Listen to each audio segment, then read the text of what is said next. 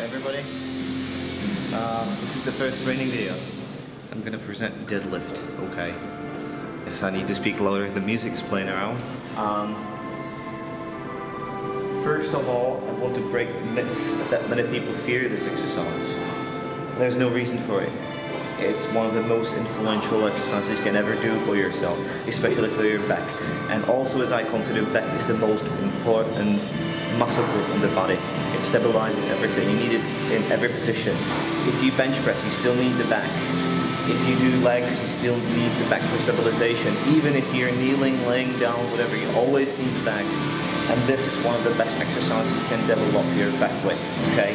And I'm gonna show you how it's done, what to avoid, etc., okay?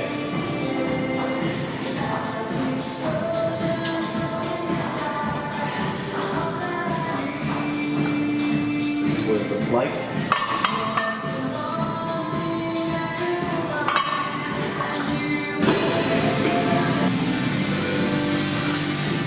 Alright guys, this is chalk. It's one of the essential things for a successful deadlift. Many people slip their grips before they inspire their physical abilities. Alright? And this is how you can overcome this. You know, this is quite primitive method. These are chalks from the classroom from elementary school, okay? But it still does a good job, you know. If you have liquid chalk, that's a really good alternative. It makes your grip stronger, okay? So you don't have to focus on something else in your head. You fully concentrate on the deadlift, and that's crucial, okay? You know, the less you can focus about, the better for your technique. You can concentrate on more things, more focused, okay? So if we eliminate the grip, as you know, quite frequent #1 problem for many people, will be safe, okay? So I always recommend have a chalk. Don't use straps too much, okay? Straps is a bit of cheating. It is doable, but the chalk, as you can see, you know, my grip will be significantly better. So I hope that you see what I'm doing. You cannot really feel what I feel, but believe me, it's a big difference, okay? Alright, how to do that then? You have several features, okay? One of them is the grip, okay? Another one of them is the stance. Now, I'm going to talk about one of the most frequent types of deadlifts, okay? The standard one. So the weight is about shoulders wide. And you need to have your arms outside of your knees. Your spine is as straight as possible. Your shoulders are as high as possible, and the hips as low as possible, okay? You cannot be bending like this, you always have to be like this. Looking straight, that makes your spine even straighter. And legs and upper body cooperate at once, okay? And it looks like this. Focus on the next phase. When you go down, you just do inversion like that, okay? Squeeze the glutes, squeeze the shoulder blades. Don't hyperextend this way, just this way, okay? Just the shoulder blades.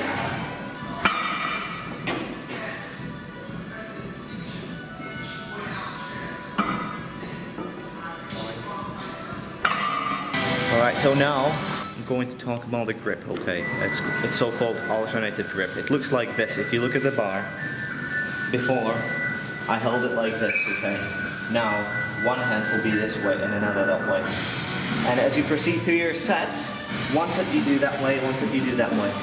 It's because you have to even your body. If you do it too much on this side, what happens is you move with your shoulder blades. And if your shoulder blades are done in one certain way only, it will not compensate. You will not fully develop on both sides evenly, okay? So, recapitulation. This width stance, grip just outside of my knees, almost touching your shins, straight back, shoulders high, hips low, and then you go all the body at once, okay?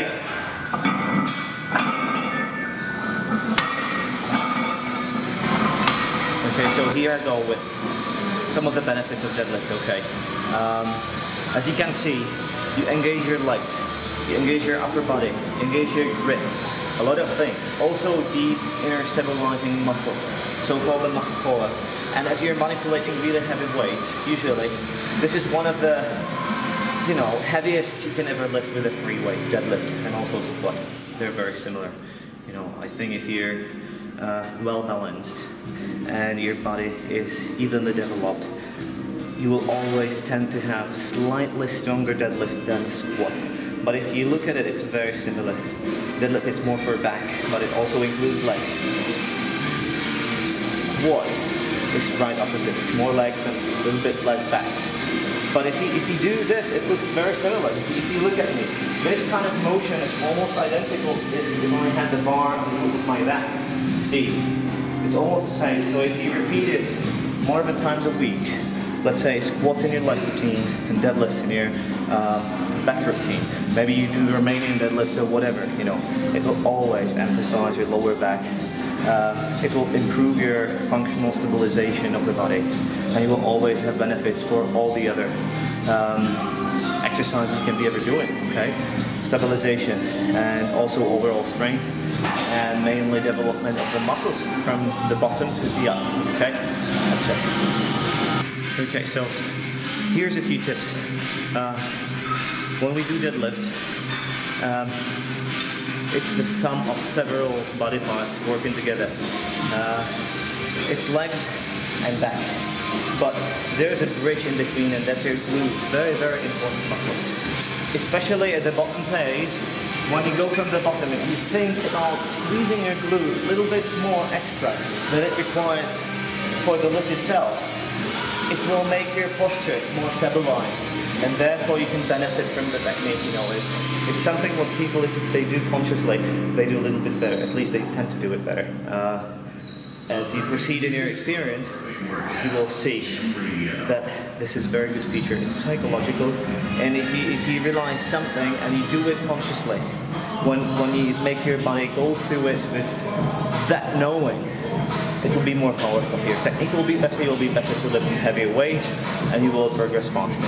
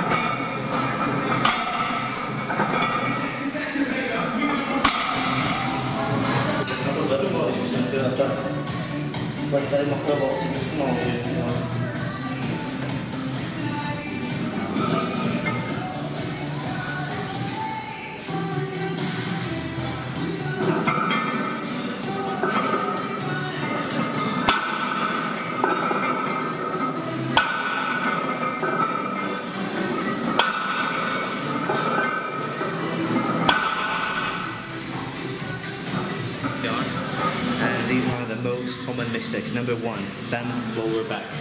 If you bend your upper back, in some places that you really lift heavy, it is tolerable, okay? But if you bend your lower back really bad like this, I'm going to show you. This is the sign that you have to lower the weight and work on your technique, develop it further, okay? So, different people have different curvature of the spine, so they incline to it more or less. So this is the mistake, okay? First, how it's not done, okay? This. This is absolutely wrong, okay? Or this. You know, or like shaking. People do it, you know, when it comes to this heavy weight. So, this is it again. Wrong technique. Also, on the way back, if you do it too slow, this is one very common mistake. It should look like this. This is correct. Okay? This versus this. I hope that's clear, okay? Number two is that you just lift it with your upper body like this. That legs are almost not working at all. You should do this. And especially at the bottom, if your legs are too straight, you have to do this anyway. So these two mistakes complement each other usually. So, as it's done properly, this is one last time. Okay? These are normal. If you think that you can do deadlifts and not have these, I think you're a fool. It's gonna happen, and it's nothing wrong. It's usually worst right after you finish deadlifting or back exercise, and then it turns out to be quite normal. Not all the way, but much better. Yep. Alright, so we had deadlift today. I hope that I covered most of the aspects. This is just a little piece in a large puzzle, complex one. Next, in future, when we'll describe a little bit more other back exercises, I would like you to know how deadlift is integrated to that meaning, because it is very, very important. Deadlift is also something which can show you, it's a proof that you have this absolute basic strength. Everything else is pretty much derived from this. And you should be always doing it. I know that many people fear it. You know, people have different curvatures of spine. They have scoliosis maybe. In that case, if you have spine, you know, when this is the frontal plane and it goes like this, it's probably not healthy to, you know, attack the most you can ever lift. But for most other people who only have maybe major or minor kyphosis, whatever lordosis, it's absolutely fine. If your lordosis is shallow, you are going to be a little bit more bent than normal people, so you have to really work with your hips. Position of pelvic is the key. You know, pelvic always have to be tilted. There are many aspects. Don't underestimate glutes. You know, work them out separately. Do hamstring exercises. I would say that never skip Romanian deadlift. One of these types when your legs are straight and you just stretch it and then squeeze it at the top. You just need that region around your glutes, underneath, within the glutes and above. Of course, back is the main target. In this case, that needs to be even integrated to all meanings. It has to be functional, and if it's well functional, it will have good aesthetics. Of course, if you have low body fat, and that will be covered in nutrition.